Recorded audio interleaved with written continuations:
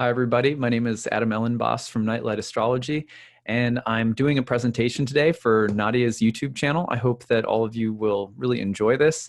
I'm really honored to have the privilege to do something for you guys. Nadia invited me to make a presentation for her channel last year, and I had a really fun time doing that. I think I did something on the houses. And this year I got a little something different, but I'm just, first of all, just really happy to be back. And I hope that you all get something good out of this. Nadia is an awesome astrologer. And yeah, just anyone that is really vibing on Nadia's work, I'm sure that hopefully you'll enjoy this as well. Nadia and I think, have a lot of the same interests and same values when it comes to astrology. So yeah, just really happy to be back and doing something again for Nadia. All right, so the talk that I'm doing today for you guys is a talk that I've given at a few astrology conferences in the past year, and it's been a really fun talk to present. And the name of the talk is, "What Do Astrologers Really Believe?" And the reason that I'm calling it this is because as an astrologer, I find that it's sometimes the most challenging question to answer. I'll get this question from people, maybe when I'm at a social function, a social gathering of some kind, or oftentimes even, at family gatherings where I haven't seen people in a while, and they're like, "So exactly, what do you do?" And I'm, kind of explaining what astrology is challenging enough. But oftentimes the deepest question that I get, that I find like I don't have, there's no like 2-minute elevator speech type of answer for, is, so what do astrologers believe? Is it a religion? Is there something I have to believe to do astrology? Is it okay that I'm like maybe a Christian? Could I get into astrology if I'm a Muslim? Or, you know what I mean? Like, so people really don't always know what astrologers actually believe. Okay, so you're predicting the future. Maybe that's a bad thing. Like, maybe I shouldn't know about the future, right? Why would you do that? Or you're looking at a person's psychology by the stars. So what good is that? Like, what do you use that for, or why do you do that? Um, Now, of course, there are a lot of answers to these questions that are given by astrologers over thousands of years now. And so today, what I want to try to present for you is not so much a definitive answer to this question of what do astrologers believe, but I want to give everyone who just enjoys astrology some sense of what the earliest astrologers believed in both the East, like in India and Indian astrology, and in the West, in, say, Western astrology. They're both, Eastern and Western astrology both share many more similarities than they do differences. We use the same 12 signs, we use the planets, we use aspects the same way, the same meanings of the houses are basically there. So, but what people don't always know is that so many of the philosophical beliefs of the earliest astrologers in India are also very similar to those beliefs that astrologers in the Greco-Roman world shared.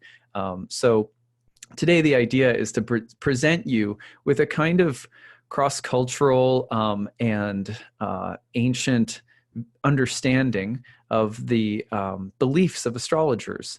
And the hope in doing this is also so that you might, if you're someone like me who sometimes struggles to articulate or explain, like, what do astrologers believe, hopefully this presentation will be helpful for you. It may help you to formulate your own, say, belief statements or faith statements or something like that. There's a few things that, that we could kind of, through this talk, that you could kind of come away with saying, yeah, these are some of the basic things that I believe as an astrologer. And it turns out that astrologers have believed for thousands of years. And if you're not someone who's looking to clarify your spiritual beliefs or understand why you do astrology, if you're like, I just do it for fun, I don't need some elaborate, then this can be a talk that is philosophically and historically informative. You can just learn a little bit about what the earliest astrologers believed about reality and the universe and the soul and divinity and karma and all these different interesting concepts. So the way that I'm going to present this is I'm going to present to you the parallel ideas that were popular in both Eastern astrology and Western astrology at the dawn of horoscopic astrology and its birth in the world, when birth charts were first being cast in the way that you and I are familiar with over 2,000 years ago. what did they believe? What were the beliefs? So that's what we're going to look at. Okay.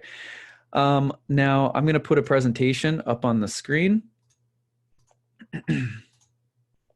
Here we go. And let's see if I can make it a little bit bigger. There we go. Okay.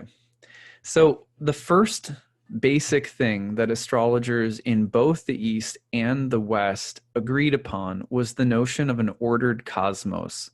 So, for example, the Greeks had a concept that they called harmonia. And this was a concept that was pervasive as early as the last 1,000 years BCE. That's, if you, just to put it in context, astrology emerges in like the last 500 years BCE.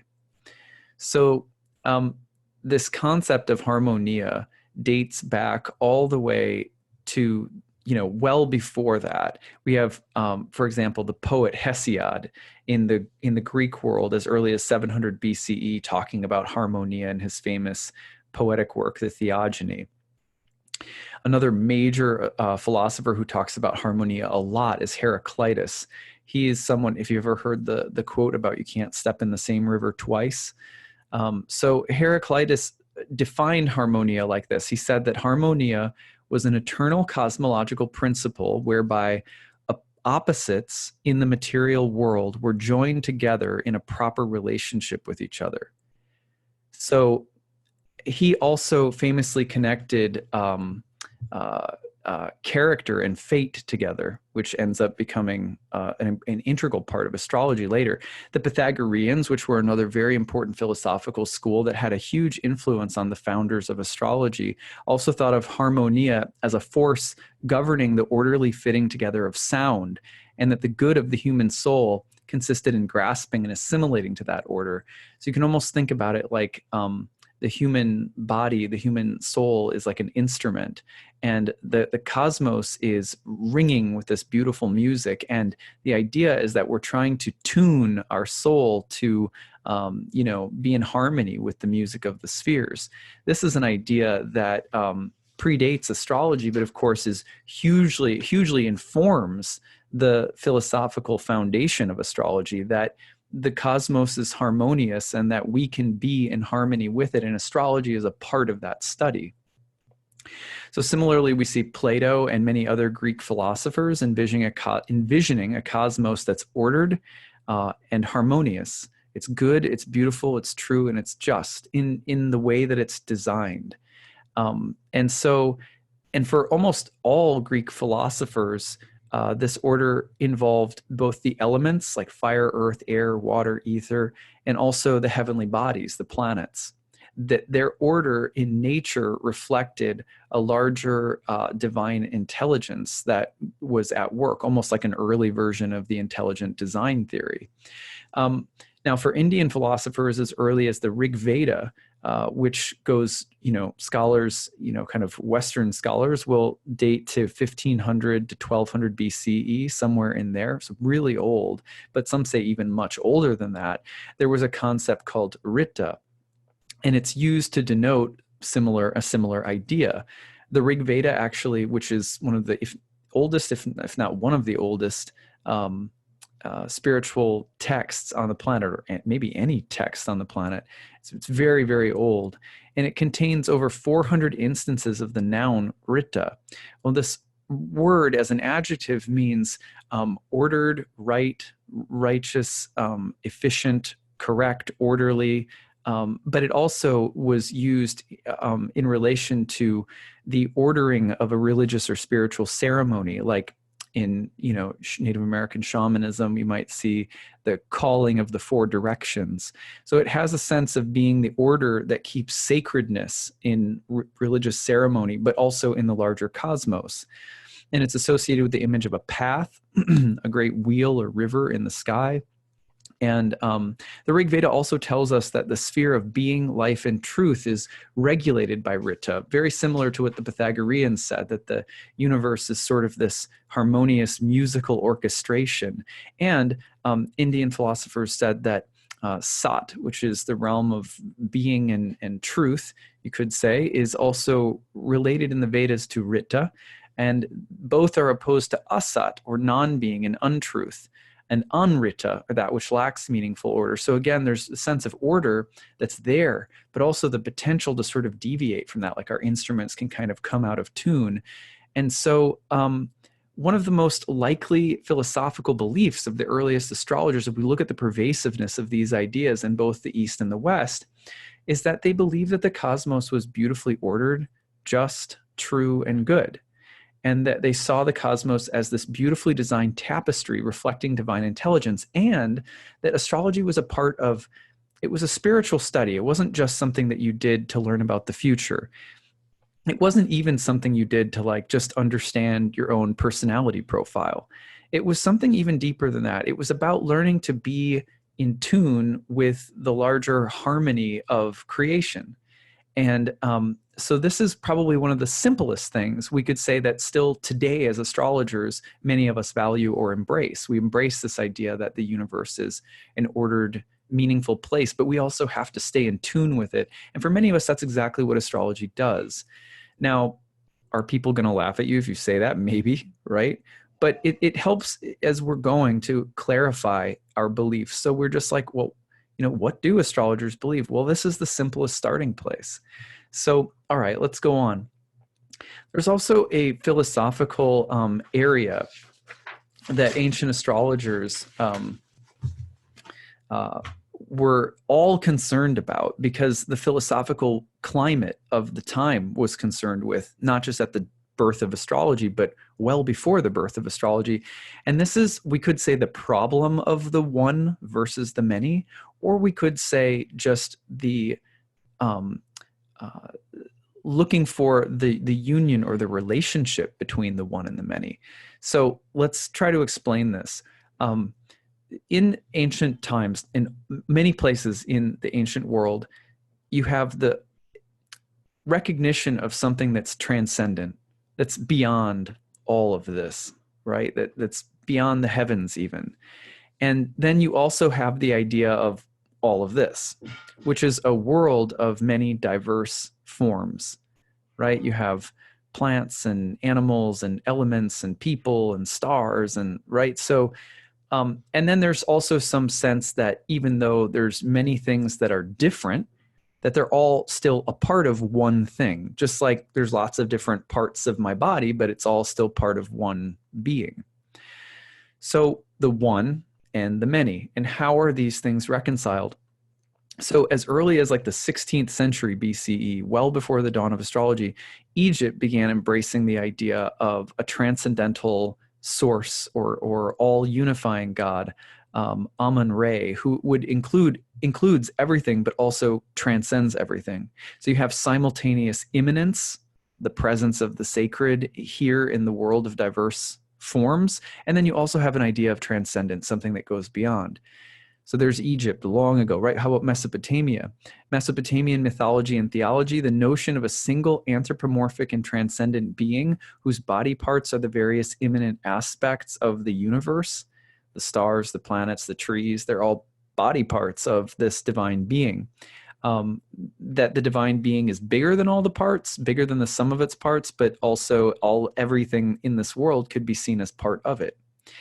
That's popular by as early as 2000 BCE, right? So these are the two seedbeds of astrology, Egypt, Babylon, Mesopotamia, and this is the issue that they're dealing with, transcendence and immanence, the one, the many, unity, diversity.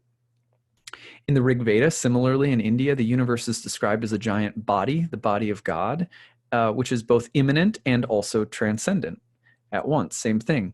And in Greece, you have the Orphics in the 5th and 6th century BCE, Thales, Anaximander, Anaximenes, Heraclitus, Pythagoras, Xenophanes, Parmenides, and Plato, all dealing with the same issue. How is it that there is one overall thing, but its parts are many?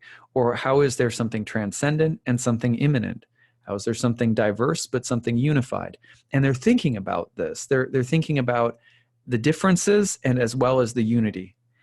And they're just noticing this as a basic property of reality, that there's unity and there's difference. And they're thinking about it in terms of ultimate reality. What is ultimate truth? What is ultimately real? So, although there were many different schools of thought, there was broad agreement about several fundamental issues. The material world that we live in is governed by impermanence, flux, and change. So, all of these diverse forms, like plants and people and rivers and weather patterns, that they are always coming into being and then going out of being. Like someday I was born, my body came into being, and then my body will go out of being. And the material world is this full of like diversity and flux.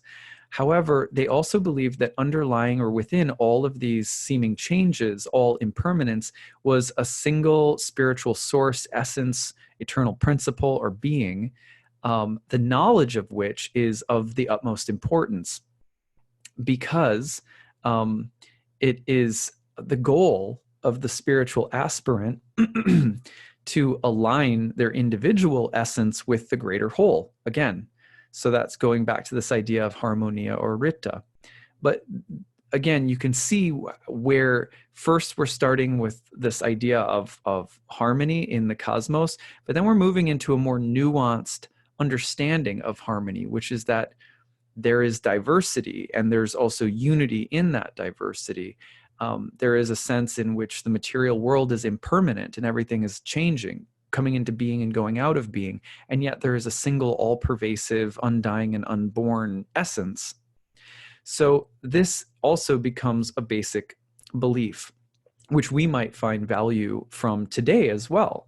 Ancient astrologers in both the East and the West believed in the one and the many, transcendence and immanence, in a world of flux, impermanence, time, and change, as well as eternality, timelessness, and changeless being. So then it gets even more personal from there, right? Now we're going into the reality of divinity and the issue of the one and the many when it comes down to the level of human beings in our everyday human life. So, for example, the Orphics, a school of philosophers who were very important to the development of astrology, as were the Pythagoreans and the Platonists and many other Greek philosophers, along with the Vedas in the East, a tradition of spiritual literature, and the Upanishads, which are sort of philosophical commentaries on the Vedas. They move from the more, abstract philosophical problem of the one and the many to the implications of this problem for human life. So that's where, you and I and astrology starts making a lot more sense, because, like, for example, in the Indian tradition of the Vedas and especially the Upanishads, it's said that what we need is knowledge of our true self or our soul. Each of us have an individual essence called what you might be called an Atman. And it's a part of the larger cosmic self, you could say, which is like the Brahman. So it's necessary in order not to get caught up in the illusion that you are nothing more than your material form, which comes into being and then eventually dies. In order to not be identified with the illusion that that's all you are, you have to strive to identify with your higher self, with your true self, the Atman. And you have to see the Atman as something that's trying to vibrate or be filled with the resonance of Brahman, the larger whole of which you are a part. The Yoga Sutras of Patanjali, which many people know through like modern yoga teacher training programs, which teach us how to develop sort of single-pointed meditative focus, and enter into samadhi. This is merging our Atman into the Brahman. This process of yoga, this flowers from these ideas. This is like the instructions of, okay, so then go and do yoga in order to awaken the higher self and eventually, maybe blast out the crown chakra and head into the Brahma Jyoti or whatever, head into the merge back into the spiritual essence. These are different ideas that existed, of course. The Orphics similarly believed that release from material identification is obtained through recalling or recollection of one's higher spiritual nature. Plato similarly compared the journey of the philosopher as one from ignorance within the realm of trivial opinions about stuff in the world that's all it's all impermanent anyway, to knowledge or recollection of the eternal archetypal forms. So when we're doing astrology from this perspective, what we're really doing is creating a kind of a prayer with our life. Our life becomes a kind of moving meditation when we are reflecting upon our life in terms of these unborn and undying sort of patterns, right? Like if you are, having a really bad day, right? And then you understand that, say, Mercury is retrograde and you missed your flight or something like that. It's never, I don't mean to hate on Mercury retrogrades, but sometimes it happens. So you miss your flight and you're like, hey, the astrology told me that this was going to happen, or that the astrology reflects the happening of having missed your flight. And suddenly, instead of being stuck on the feelings, the bad feelings of like, oh, I missed my flight, and then now I have to be mad because I'm caught up in the material element of the story. But the reflection upon the Mercury retrograde takes us into this deeper contemplation of the higher patterns, the higher flux and flow of life. And that, for Plato, is part of what starts taking us into our mind occupied with contemplation of higher things. We start to lift into that higher self. So many of us, astrology works like this. Astrology is a way that we have of learning to see ourselves in relation to the organizing patterns of reality, and that's and those patterns are unborn and undying, right? Sort of like the image of like stealing something, or the image of courage, or the image of romance. Any like these are archetypal experiences. And although there are many, many and uncountable specific instances of them, they also exist in this kind of ideal way. And so when we learn to reflect on our life in that way, we start to recognize, hey, this is like a Shakespearean drama. It has a certain reality to it, but also I don't have to be so identified with it that I'm lost in it. So Plato specifically says that this journey of contemplation of the higher forms and higher truth will not be taken by many people due to the tendency of the soul to be identified with the flickering realm of appearances and shadows. It's much easier to stay stuck in, gossip columns and the daily news cycle and all of the daily stresses and traumas, right? But to actually start reflecting upon these movements as though we can see them as the workings of an endless, performance, an endless play. That takes a certain kind of disengagement with the world. And for some people, that's really scary. And so, and understandably, we have a vested interest in this world. We still have to be here too. But it's this kind of contemplation of higher things that's present in both the East and the West. And it's necessary so that we don't get overly identified with the body. Because if all we are is the body, then we're missing the eternal spiritual being that we actually are from this perspective. So the Stoics had very similar beliefs. They believed that there were different opposing substances, matter and reason, both of which comprised God, and the human soul was said to be part of the eternal substance of reason or mind, and could find happiness by identifying with it rather than the passive substance of matter, which is just the fleeting, realm of appetites and hungers and digestion and sleep and wake, and again leads to death eventually. So for the Stoics, the way to embrace the divine element of our being was to stay in the moment. Stay in the moment. Don't get lost in the past. Don't get lost in the future. And you're accepting of everything that is in the moment as it comes to pass. And you be very careful to not let desires and fears drive you. So these are all philosophical schools that were popular either just preceding the dawn of Hellenistic astrology and Indian astrology, or during the early practice of astrology. So what can we take from this? Well, ancient astrologers in both the East and the West believed in the reality of the soul and of divinity. the lower, the sort of self, and a larger, greater self. And astrologers believe that materially embodied souls, people who are in material forms, beings that are in material forms, whether they're plants or animals or people, that we tend to struggle due to the complications of being of two natures simultaneously. Like, we're eternal, unborn, undying beings, and yet we're in a body that dies. That's a little complicated, right? So the idea is that all ancient astrologers most likely believed, I mean, it's beyond most likely, they did believe in the reality of the soul, and of the soul's unborn, undying nature, and of the need to awaken that even as we're in a body that will die.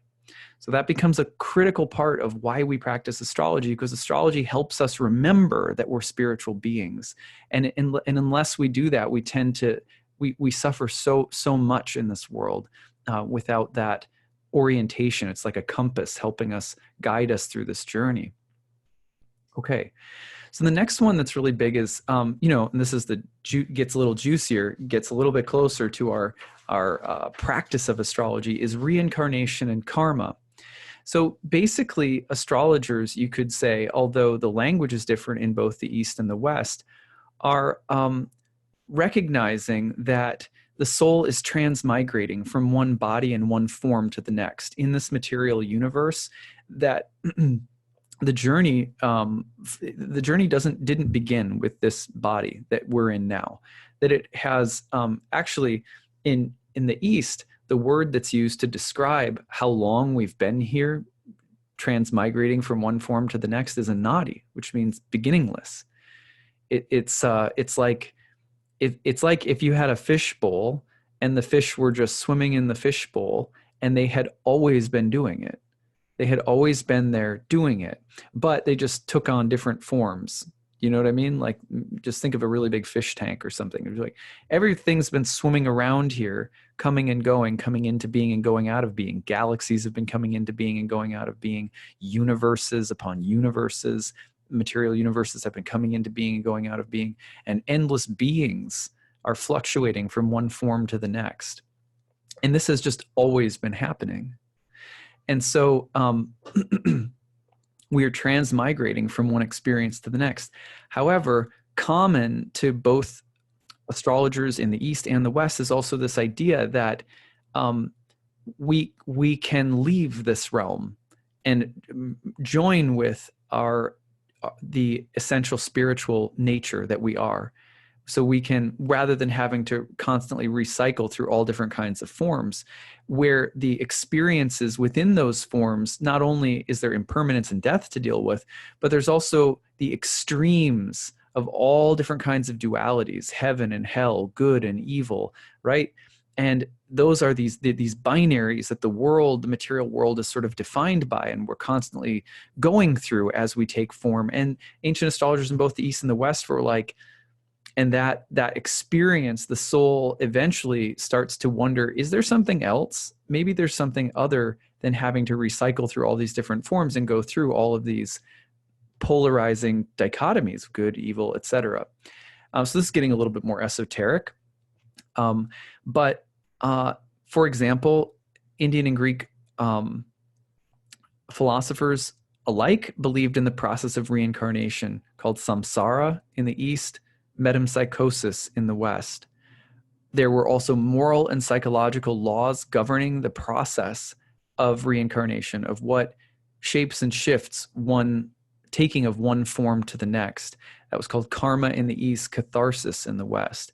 And also the goal of escape from that recycling process, joining with our true spiritual nature in a heavenly realm, or merging with God, or lots of different ideas about it, but called moksha in the East, liberation, or lucis in the West, which is like enlightenment. So Plato in the West suggested that the process of catharsis, or purification through successive reincarnations, could also be seen basically by taking better births. And a better birth is defined in both the East and the West, at least in part, in terms of the circumstances of your life leading you to the association with other spiritual people, spiritual teachers, the pursuit of knowledge and truth and spiritual life. So it's not as though a better birth is defined in a superficial way either. A better birth would be one that's conducive to you continuing to develop your spiritual, your pursuit of spiritual awakening. And so sometimes people in terrible material circumstances, it's exactly those circumstances that allows them to pick right back up with the necessity of spiritual life. Sometimes really opulent material circumstances are not going to keep you interested in spiritual things. Why would you? You don't have to worry about anything. You can stay comfy in the illusion that material life is all that there is, right? On the other hand, sometimes having a lot of opulence and wealth may be conducive to a spirit soul who's wants to travel, wants to see the world, needs a family background and education and support that's going to help that. Other times it's, the suffering is reflective of people who have someone born into a lot of suffering. Sometimes it's a karmic thing because a person is receiving the reactions of previous, sins, so to speak, just being a selfish person or whatever.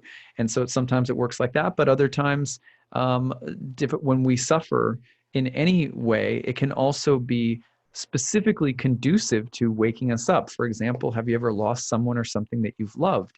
Think about how illuminating that can be, how clarifying it can be, and what a gift it really is to suffer sometimes. So this is not even in ancient times, an understanding of what it would mean to take better births as you're going along, and the moral and psychological rules sort of governing this process are deeply enigmatic. In fact, in the Bhagavad Gita, Krishna says that, basically tells Arjuna, who's he's having this long conversation with on this battlefield, and Krishna's like an incarnation of God. And Krishna says, this is not something you're going to understand. The rules of karma are not, like, even the wisest sages don't understand what they are. So, but you do also have some sense of there being moral reactions, that there's a justice system at work in the universe.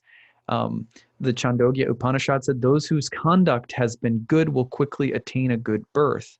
And in the Phaedo, Plato says those who have cultivated gluttony or selfishness or drunkenness are likely to assume the form of donkeys, right? So you get the feeling, not that I don't know how much Plato knew about this, how much he was speculating, right? But you have the idea that there is some kind of morality behind this. You also have two different levels of karma that seem to be talked about at times, which is, on the one hand, a karma that has to do with pious credits. So it's kind of like, do good things, think good thoughts, get good stuff, right? And then there's another form that says, it doesn't matter how much good stuff you do or how good of a person you are. Yes, you'll get your just reward, but eventually it will run out, right? And then you'll start to receive the opposite. Like, once your cup is full, it will eventually be emptied. So there's another kind of teaching that runs along the same lines that says, people are getting good births in some ways in terms of materialistic desires that they have because they act and behave in a good way, almost like the modern version of The Secret, like, think positive thoughts and you'll get good stuff. And that's real too. There's like people doing that kind of thing. But there's also this deeper instruction that says, until you start inquiring about the absolute truth, and until you start desiring basically a higher identification with your higher self, rather than just doing good things and getting good stuff, you're going to just keep going around in circles, because eventually the good stuff you get through being good runs out and you end up experiencing opposite reactions. So that's something that the Bhagavad Gita is very clear about, and you'll find similar kinds of like anecdotes throughout the history of ancient philosophy. Now, where the doctrine of reincarnation comes into ancient Greece is a big debate. There's actually, in the Greek world, there are people talking about where this doctrine supposedly comes from, and it's possible that it actually came from India originally, or Egypt, or Mesopotamia, or some other place. But nonetheless, you do see eventually great Greek sages being said to be able to see past lives of other people and even themselves. Like, it's said that Pythagoras was able to see everything there is in 10, yes, even 20 human lifetimes. And it was also written of Pythagoras that Pythagoras maintains the soul is immortal, next that it changes into other kinds of living things, that events recur in certain cycles, and that nothing is ever absolutely new. And finally, that all living things should be regarded as akin, that they're all a part of the same spiritual essence. Pythagoras seems to have been the first to bring these beliefs into Greece. So that's another whole take on the history of this, of the philosophy.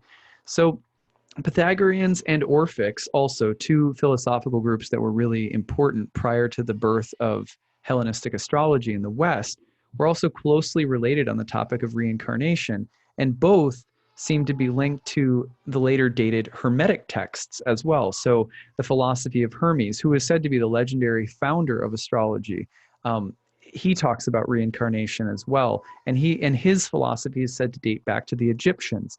So you have all of these different schools of thought in the West, though, that are definitely interested in the reincarnation, transmigration of the soul, and release from that cycle. Um, you have similar beliefs in Stoicism, though they're a bit different. In also in the East, going all the way farther east in Taoism as well, in Buddhism. So this is a common idea. So what's our takeaway from all of this? Well, we can just say that ancient astrologers in both the East and the West believed in the transmigration of the soul, of what we might call karma, or the shaping of individual births according to the soul's nature, its desires, and its past actions. And of course, a crucial part of this is also the need or desire on the part of the soul to be free from this cycle. And there's some distinction between, good deeds and the kind of stuff that'll get you, and bad deeds and the kind of reactions that might get you, and also this higher spiritual journey where our desires start transcending material stuff, and our motivations start changing from like trying to get good stuff by being a good person to trying to learn about who we really are, and maybe leaving the cycle of rebirth entirely. So, as astrologers today, do we take that on similarly? Maybe that's an open question for some of you.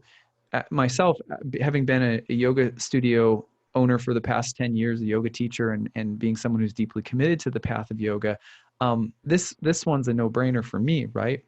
And it's certainly helpful to know that ancient astrologers,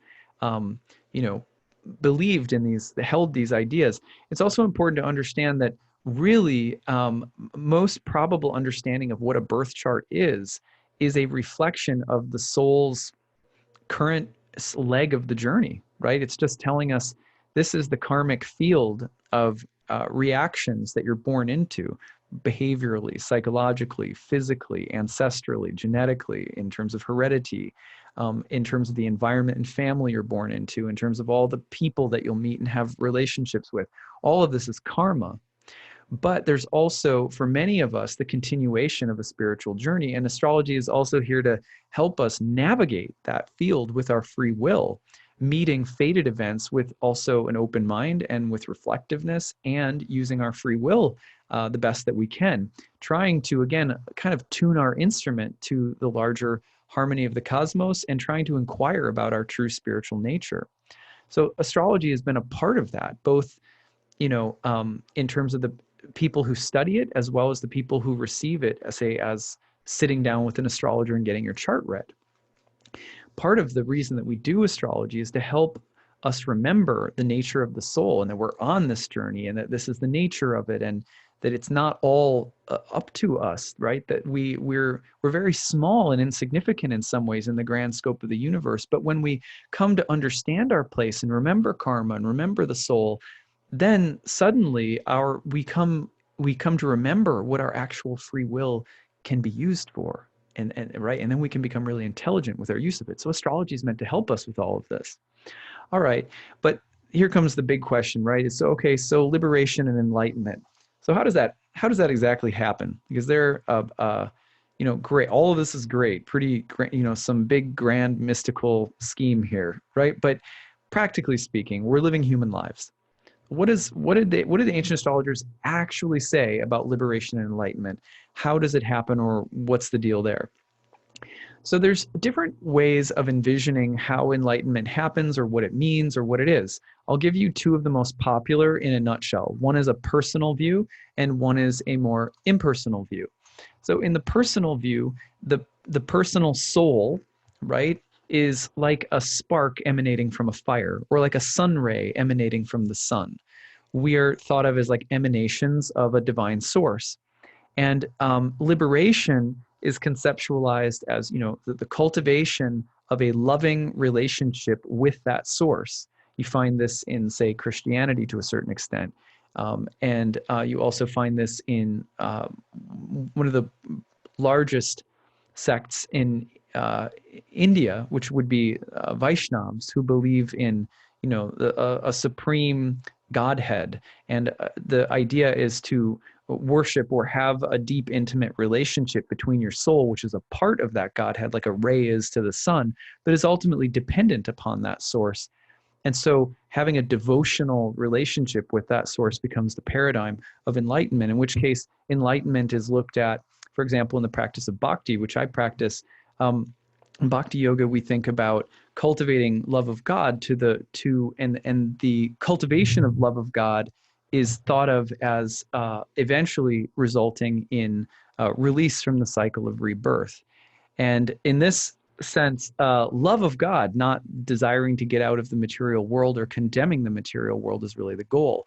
So you find that repeated in different traditions, that version of enlightenment, that there's a soul, that the soul is always autonomous, you're always an individual, but liberation or enlightenment is seen as the soul's relationship to its divine source and trying to return. You could say it's almost like, in this sense, enlightenment is like a rock concert in heaven, where everyone's basically hanging out with God in a state of ecstasy.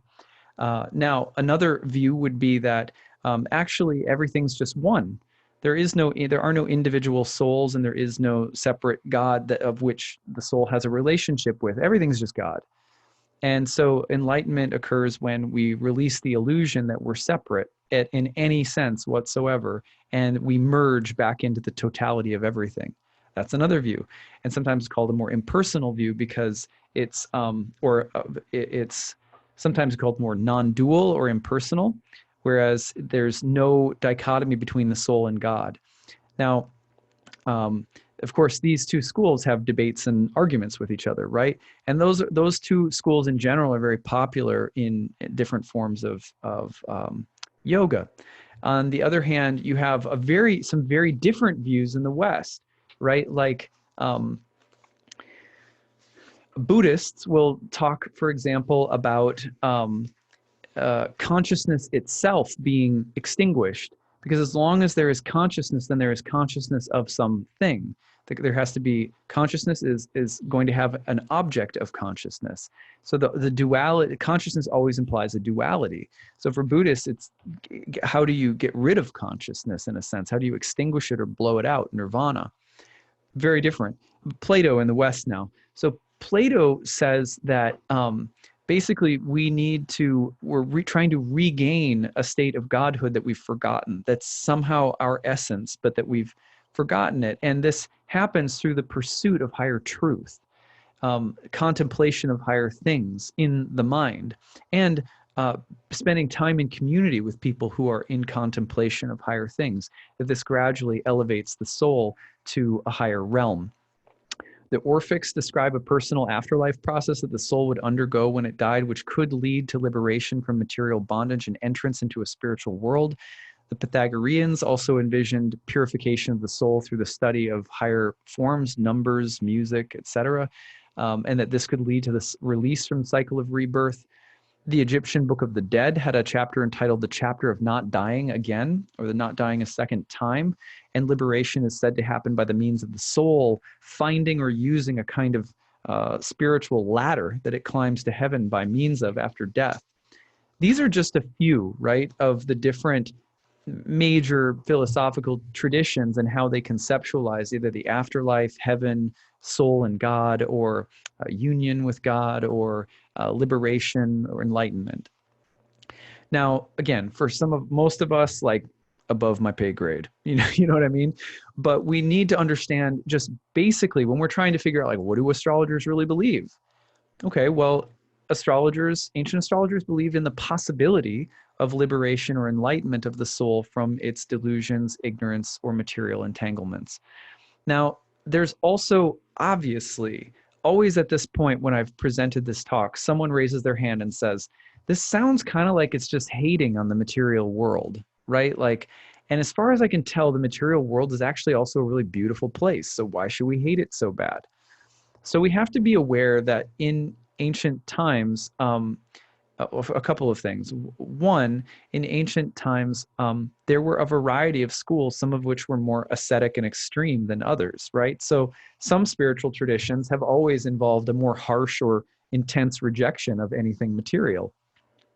And most people have probably suffered from someone or a religious tradition that's been like that. Just really, chastise yourself if you ever want, even the slightest desire for a cookie arises, then, just start hitting yourself on the back with a whip, right? And that's so intense.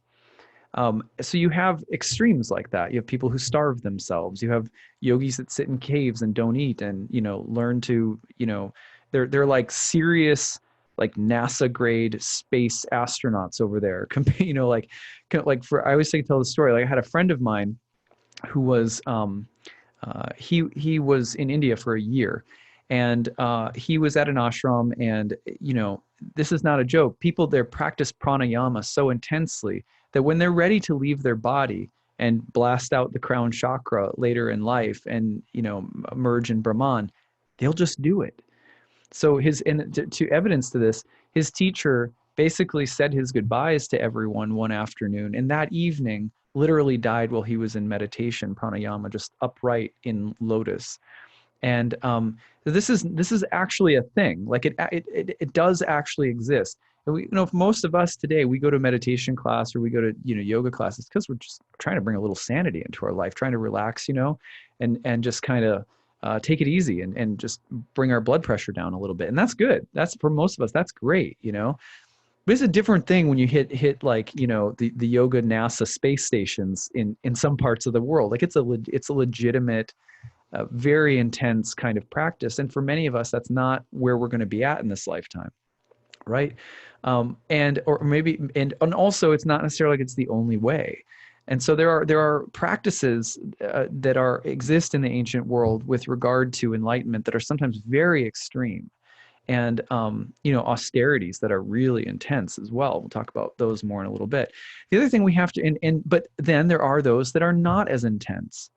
There have always been traditions like that have been more embracing of or understanding of the material world and seen it as a reflection of divinity. Like if I go for a walk, I look at nature, it can help me reflect upon higher things because the world is a reflection of divine beauty. At the same time, I could go for a walk and, mug someone, take their money, and, maybe even kill someone, right? So this world is treacherous in that the opportunity is there for us to connect with spirit. But for many of us, we're caught in a cycle of material ignorance because we think it's all that there is and because we're not interested in connecting with our higher self. So at any rate, long story short is that yes, in the ancient world, there are a range of different kinds of practices and approaches, even back then. Some of them very extreme that you might not like, and some of them that you might find more applicable or accessible, just as there are today, right? Just as there are today. But the underlying point is still that the ancient astrologers were not just interested in looking at charts and saying, what's going to happen? Cool. Like, what's my personality like? They were interested in using this kind of spiritual technology as part of their pursuit of the elevation of consciousness and of escape from, at the very least, material ignorance, which any of us probably could resonate with. Like we all would love to be a little less in our lower self. And so astrology was a part of that practice. All right, how about this next one? This is a fun one, cyclical time. This one gets sort of like mind-bendy. Greek and Indian thinkers around the dawn of Hellenistic astrology held a belief that time was cyclical. Time runs in cycles and circles. Empedocles, for example, who comes before the dawn of Hellenistic astrology, was highly influenced by the Pythagoreans and proposed a system of cyclical time based on quaternity in relation to the four elements. So the first age of the cosmos is an age of love and unity. The second indicates the gradual appearance of strife and division. The third is that of full hate and separation. And then in the fourth, gradually love appears again before reestablishing the first age of love and unity. Sounds like an interesting cycle, should sound familiar because actually Hindu, Jain, and Buddhist traditions all closely mirror the exact same cycle. There's a similar cycle outlined in the Buddhist Abhidharma Dharmakosha, and there's another similar cycle presented in the Hindu Manava Dharma Shastra, and the Jains also held a similar view. The circular view of time, that history and all of the cosmos itself was in a circular mode, a circular cycle, was espoused by Hesiod, Pythagoras, Anaximander, Anaximenes, Heraclitus, Diogenes, Xenophanes, and Plato. And not just one circle, but many different types of circle, just as there are many different spheres of heaven oscillating and rotating. It's not just one clock, it's like spiraling many clocks, right, at once. Different types of circles, different types of times, all morphing, you could say.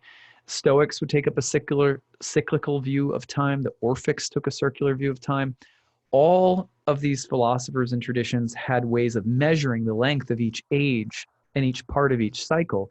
And the cyclical notion of time in different guises also appeared in Mesopotamia and Egypt and other parts of the world as well. And maybe the oldest instance of cyclical time comes from the Rig Veda in India. Check out this quote. Formed with 12 spokes by length of time awakened, rolls round the heaven this wheel of enduring order. Herein established joins and pairs together 700 suns and 20 stand. 720 is, of course, the number of days and nights in a solar year. So 1 day, 1 night, 1 day, 1 night. Like that, 720 through 60 times 2. So that's a beautiful quote, first of all, and it shows us right away that as old as the Rig Veda, there's a conception of something very close to the zodiac, and it also has this notion of something of enduring eternal order that's also circular in nature. So cyclical time for us as modern people is really challenging because it really challenges all of our notions of progress. For example, one of the simplest notions of progress that we have, whether it's in self-help or kind of new age speak, or even sometimes in astrology, is like, I was bad in the past and I have to get good in the future. And being bad in the past means that I did bad things, and being good in the future means I do good things, right? But this is all taking place within a linear understanding of progress. Remember that from the cyclical perspective, everything good is eventually followed by everything evil in the material sense. There are dark ages and then there are light ages, and they circle and cycle like this. And so the soul, similarly, if it is trying to identify its sense of spiritual growth with material progress, well, I've become a better person. I received the Nobel Peace Prize. Look at how much better I got because I was selfish before, or something like that. When we're trying to measure growth in terms of material results, we're measuring with something that actually will eventually deteriorate, where the reward that we think we have will eventually be gone. The sun will burn out. This universe will eventually die and be reborn again. So the idea that ancient astrologers were working with is that in order to get out of the wheel of time, we also have to stop thinking about progress in terms of time. This means that we have to, that as we are, in some ways, as we are enlightening up, let's say, we come to understand that process has less to do with what we're getting or not getting materially. You could be getting, in a sense, really bad stuff could be happening in your life, but you're growing tremendously. Or really good stuff could be happening in your life and you could be growing tremendously, or vice versa for both, right? You could be doing really terribly, though it appears that you're doing really nice things.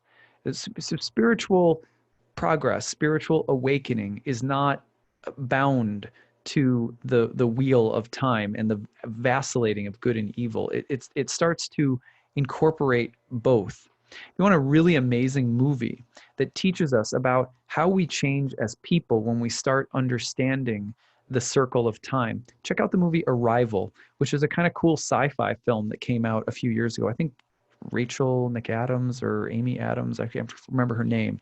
One of there's an Adams in it, I think. Anyway, I think it's Amy.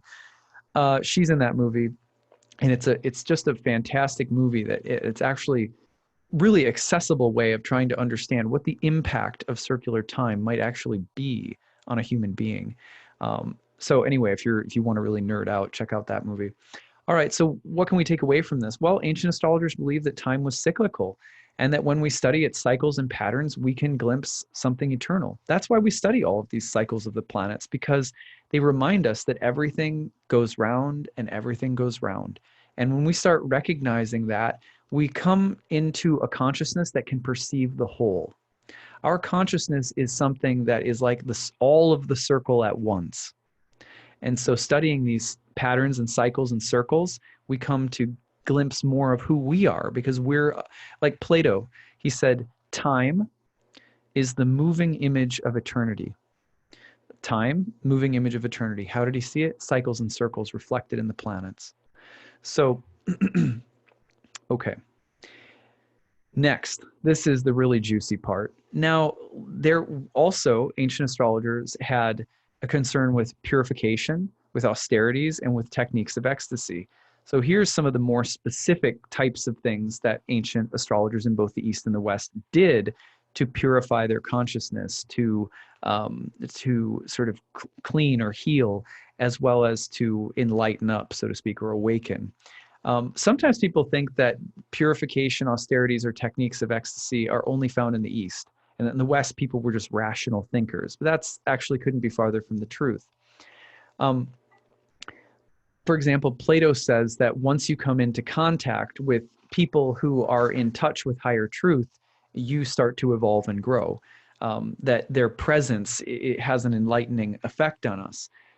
We see also that in both yogic and Buddhist practices, we need to have a practice of recognizing the phrase sometimes is neti neti, like not this, not that. So for example, you're sitting and you're meditating one morning, and all of a sudden you're like, I'd like a fat stack of like 20 pancakes, right? If you're meditating, then you meditate and you go, okay, how would that make me feel? Would it feel good to eat 20 pancakes? Maybe, but how would I feel afterwards? I have this and this and this to do today. I'd probably end up falling asleep, passing out, having a sugar coma. So you start thinking about it, and then you go, yeah, not worth it. I'll stick to some healthy whatever the healthy alternative might be. And so by contemplation of what will come of tasting some desire that is unhealthy for you, you can burn up the seed of that desire before it manifests in terms of a sequence of actions. So similarly, meditation upon the world and our desires can lead us to start saying, not this, not that. This works, that doesn't. Starts helping us distinguish between spiritual things and purely material things, which can be, of course, very helpful. So in the Republic, Plato also describes the process of attaining knowledge of the higher truth in terms of love. Plato says that it's the nature of the real lover of truth to strive for this higher knowledge of oneself and of reality and eternity. But as we do so, that we never lack the edge of this love that we feel in our hearts. Like when you pursue higher truth for Plato, like it should be in the mood of like a lover, when you're really, you really want to be with someone and you're really crazy about them in that kind of honeymoon phase of dating or early marriage or whatever. It's like all you can think about is being with that person. Plato says we need to have the same kind of like edge of desire and eros in us when we're seeking higher truth. Bhakti yoga is the same way. This is why some of the traditions would say you need to strive for higher knowledge and truth in spiritual life with love in your heart. Also, Plato in the Republic talks about the lifestyle practices of an aspirant, saying that they need to be moderate with their lifestyle habits, with sleeping and with eating, and making sure that you feast your appetite on higher things in company with people who are interested in higher things. Otherwise, you won't sleep well. And if you don't sleep well, you won't dream well, and your dreams can be the messengers of higher truth. That's Plato. Plato also describes in the Timaeus what the motion of the highest state of philosophical consciousness looks like. So in other words, what does enlightenment look like? He says, so what is the nature of rational motion? That's higher. What is basically the nature of divine reality? It's impossible to look directly at. It's like looking at the sun. That motion taking place in a single location necessarily implies continuous revolution around a central point, just like wheels being turned on a lathe. And this kind of motion bears the closest possible affinity and likeness to the cyclical movement of reason. So here, you have to understand his vocabulary. He's not talking about reason in a dead, boring way. What he's giving us a description of is the same kind of description that Patanjali gives in the Yoga Sutras, where he says, Yoga Chitta Vritti Nirodha, which means yoga is the stilling of the revolutions of the mind stuff. The word vritti is very similar. Vrit, the root of vritti, vrit, is very similar to the word ritta that we started with, that higher order, right? Vritta is like the revolutions of the sky, something revolving round and round and round and round. If we get caught up with the round and round and round and round, unhappy. If we move our consciousness into the center of the wheel or the wheel as a whole, then even though the wheel is rotating, we have identified ourselves in the unmoving center. So he says that that you can't describe what that unmoving center is. You can only become it, right? So you can't describe what it's like to be enlightened, because to describe it is to point at something moving. To become it is to become centered despite everything continuing to move. And so this motion that he's describing is very similar to Yoga Chitta Vritti Nirodha. Yoga is the stilling of the constant revolutions of the mind. So when your mind is just going with tons of stuff, but then you learn how to find a central point, a point of balance or focus, absorption, then even though the stuff goes round, you're centered. You're no longer identified with the revolutions. That's why also the word vritti as a depiction of revolution takes us back to that word ritta, the sense of cosmic truth or wholeness.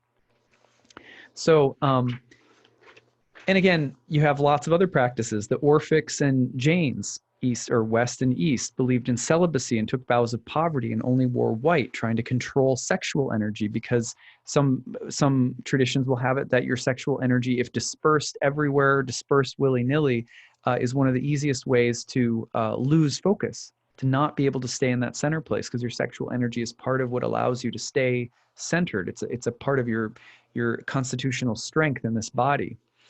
And of course, there's many similar yogic and Buddhist lineages that have the same beliefs and ideas about controlling the sexual energy. But there's really extreme stuff too, like self-starvation, self-immolation, setting oneself on fire. Socrates willingly took poison in the company of his disciples' friends to demonstrate something about higher truth. Jesus died on a cross. Right? There's so many of these traditions also have the idea of like the absorption becoming so complete that you can step right into a fire. So they can get really extreme, right? I'm not stepping into any fires anytime soon. So, but you get the idea. The Orphics were not only ascetic, but they also actually sought an intoxication of enthusiasm, from the word entheos, which means the God within. That idea is that there is a potential for a union with divinity that can be accessed through things like music, dance, trance, and possibly entheogens, which are like psychedelics. In the Hermetica, Hermes, the philosophy of Hermes, he discusses song, poetry, meditation, and contemplation as methods of ecstasy, as well as practices of austerity like fasting, or simplicity, being really simple, not owning a lot of stuff, or of renunciation in some cases, saying no to different kinds of things. The Pythagoreans were called medical musicians. Pythagoras himself was said to be able to put both animals and human beings into a calming trance. And music could be used as a form of therapy to help with the soul and the different problems of karmas that we might have. So there is so much richness. Listen to what Empedocles wrote. You must plunge beneath your crowded thoughts and calmly contemplate the higher realities with pure, focused attention. If you do this, a state of inspired serenity will remain with you throughout your life, shaping your character and benefiting you in so many ways. But if you direct your attention instead to the trivial things most people obsess about, the silly nonsense that dulls their minds, you'll just acquire more objects you will lose later. Okay, like East and West, the ideas and practices are very similar. You have Tantra in the East, right? But it gets better. Some of you have probably heard of the idea of practices related to raising the Kundalini energy. This exists in both the East and the West. There's ample evidence for a belief in something like the upward flow of Kundalini energy in the East. We know that. But did you know that in the Timaeus, Plato mentions two veins that physical anatomists cannot locate, which pass along the sides of the spinal column and which cross one another an unknown number of times, winding around each other, and come up to the crown of the head. Indian philosophers describe the Ida and Pingala channels in nearly the same terms. And so this maintenance of, rising of, or relation to Kundalini energy is present in both the East and the West. So there's many different practices that are being done to try to raise consciousness, actual techniques. And here's what I want to say, which is kind of maybe the craziest thing that I'm going to say. I don't feel like we can do real astrology. I don't feel like astrology, maybe I'll rephrase this and say, I don't think astrology can give us everything that it has to give us unless we are pairing this sacred study with actual spiritual practices and a spiritual lifestyle. It means we have to be careful with putting a lot of substances into our body. We have to get a lot of sleep. We got to drink water. We have to take care of our bodies, exercise, breathe, meditate, dance, journal, take walks. We have to find a way of getting into what some people might call flow state, which is where we find absorption in something that's creative and something that's getting us in touch with the soul. If we don't have that as a regular practice, astrology will be nothing more than a gossip column. Astrology will be nothing more than a way of pumping ourselves up about the dramas that we're embedded in, all of which we will never remember again. And really, in the grand scheme of things, from the standpoint of our ancient mystical ancestors, is rather pointless, right? Like, you know, what the Kardashians are doing or what's going on in the news even, which sometimes is important, but sometimes it's just, you know, it just exhausts us. That if astrology is not paired with getting into the flow state, joining in with our true self, and deliberately, we have to practice to do that. It doesn't come automatically for most of us because it's so much easier to get up and just like pick up the phone and start scrolling through. It's like a little slot machine, click, click, click, click, update, update, update. But no, we actually need something to help us connect. We need practices. All right, so what can we take from this? Ancient astrologers in both the East and the West believed in the importance of spiritual practices and a spiritual lifestyle for the sake of liberation from ignorance. And there are many. I'm not saying there's one. I'm not telling you what to do. But I think that we have to think of astrology as doing its best for us and doing its best for the world and doing its best for our clients when we pair it with a spiritual lifestyle of some kind. Finding that is not easy. We have to be gentle with ourselves. If we're harsh or rigid, you know, the soul is offended if our experience of enlightenment is not beautiful. So we have to always tend to that need for beauty and care as well. All right. So a few last things that I wanted to throw in. As astrologers today, these are maybe the core set of beliefs that we could say that ancient astrologers had that maybe many of us might share today, or that even that you could take these things that we've talked about today and basically form some basic faith statements, mission, or vision statements from them as an astrologer. Someone wants to know, yeah, so what do astrologers really believe? You can be like, well, these are some of the things that we really believe. Now, if that works for you, great. If this was just historically interesting and you've got your own thing, you know, please don't feel like I'm trying to push anything on you in this talk. But if you are someone who embraces these beliefs, or even if you're just someone who runs into the people who will really throw some hate your way for having some spiritual beliefs in astrology, or from people who will just be like, astrology, that's so bogus, or whatever. How do you deal with those people? And did ancient astrologers ever have to deal with that? So actually, sometimes people imagine that the ancient world was like totally mystical. Like everyone was just mystical back then. And, you know, only today do we have like, you know, haters who don't understand mysticism or something like that.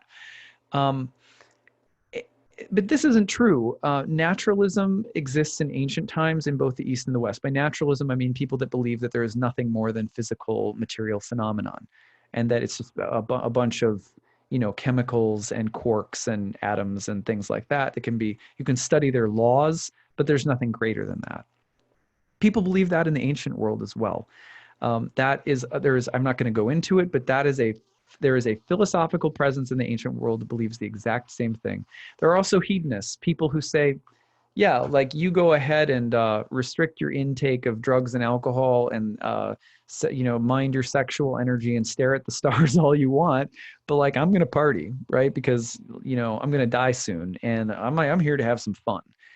That also existed in the ancient world. Hedonism is nothing new. Eat, drink, and be merry, for tomorrow you will die is an old philosophy, not a new one.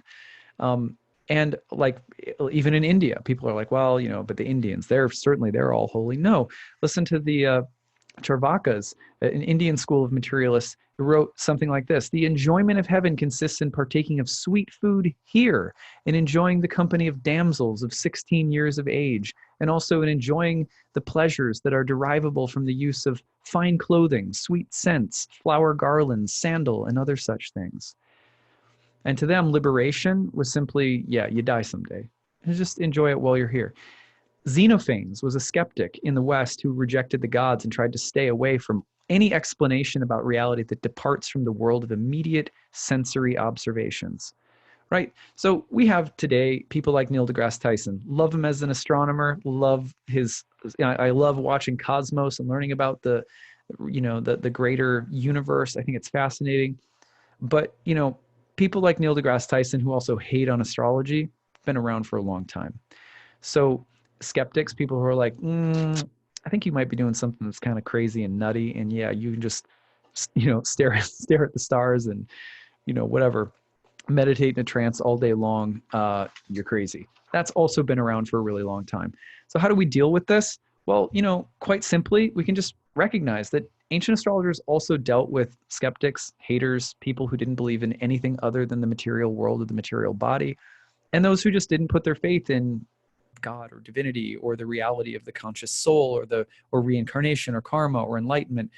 People have had reservations, doubts, and even real hatred and animosity toward people who believe these things since astrology began. So knowing that, we can also know that this is part of, it's natural in this world. Even Plato said, you know, we're in this cave of delusions and ignorance, seeing shadows on a wall and thinking that that's what's real, not realizing the light of the sun outside of the cave is actually what's real. But people in that cave, once you get out of the cave and you see something of a higher nature, going back in and trying to convince people that they can take off their own chains and come out and see the sun, people will try to kill you. You know, people will get pissed off. So we also have to be careful. Even in the Bhagavad Gita, Krishna says, you know, don't go and purposely disturb people who are just chain locked into delusions, because that's a dangerous thing to do. So, you know, and it's not doesn't necessarily help people when we're like that either. So at any rate, we can just take some solace knowing that the struggle of being a spiritual person, whether in an ancient world or the modern world, is loosely the same.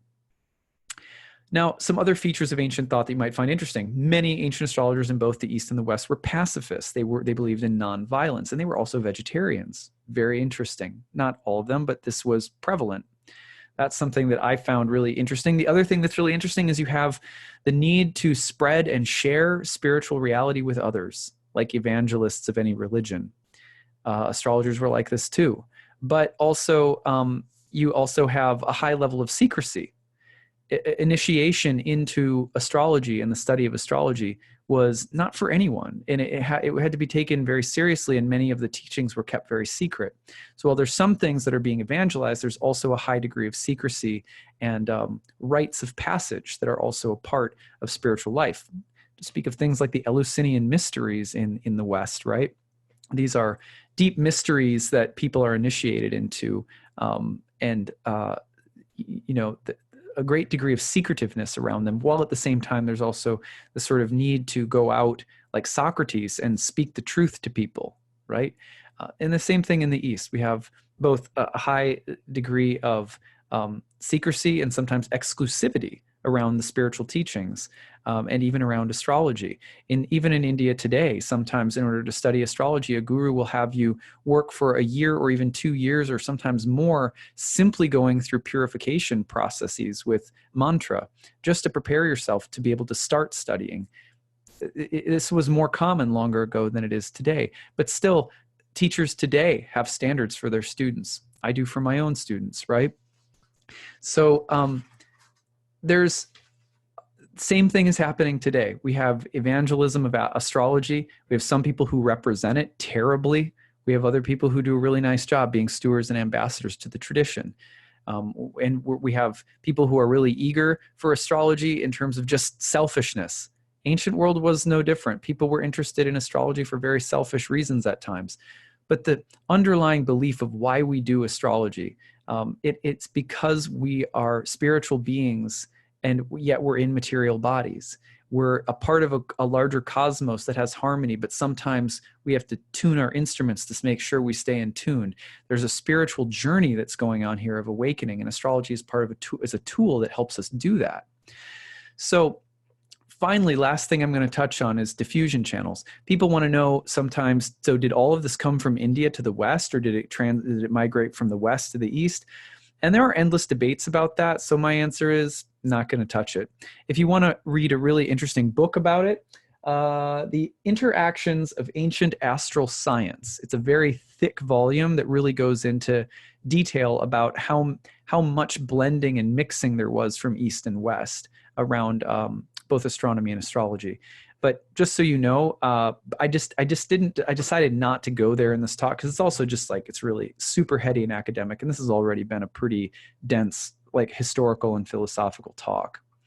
So I hope that today you've gotten something in this talk about the spiritual roots of astrology, that this may help you clarify or just better understand your spiritual heritage as someone who's passionate about astrology.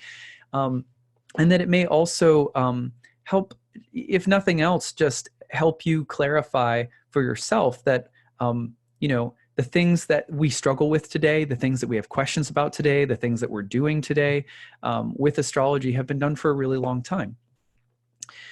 So if you're interested in any of the work that I'm doing, here are some ways that you can stay in touch with me. And I'm, again, so thankful to Nadia for having me on her program again. I'm really thankful to be here, and I hope that this held your attention, was interesting. So I teach a one-year course in ancient astrology. It is not a course in history, and it's not a course in philosophy. It does include some of both, but it is a course in how to read natal charts, how to read birth charts from the standpoint of Hellenistic astrology, which is the sort of old ancient astrology. It's very similar to Indian astrology. It's a really fun, beautiful course. It's called Ancient Astrology for the Modern Mystic. I try to make ancient astrology really accessible for people like you and I who are living in the modern age. So it's a one-year course. It meets over the course of a whole year together. We meet on Saturdays from noon to 2:30 p.m. Eastern time via live webinars, but you don't have to be there live to participate. You can participate remotely and follow along at your own pace if you want. It starts on November 16th this year, and there is an early bird rate that is available if you pay in full before the November 1st deadline. You can check all of that out on my website at nightlightastrology.com.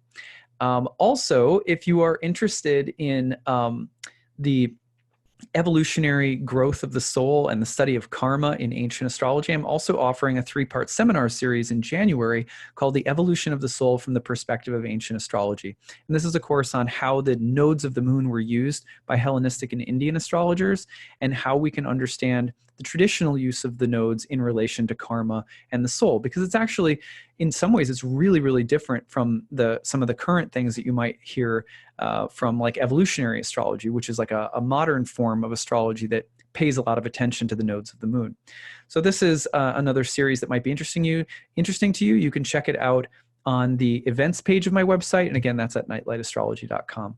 I also offer private apprenticeships, and you can see my readings, and I write daily columns, horoscopes, and I have a YouTube channel you can check out at Adam Ellen Boss. So thank you guys for listening. I hope that this was really interesting for you. I hope you took a lot from it.